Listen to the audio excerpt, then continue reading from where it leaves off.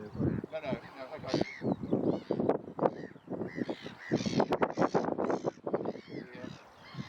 It's just a good chance they might succeed to put their sort of high enough up to withstand some of the fluctuation. You thought it wouldn't go up anymore. Oh, well, all you need is one day of heavy rain and it'll go. Well, this is the balancing problem, takes all the swelling behind us. So it goes up very fast and then goes down very slowly.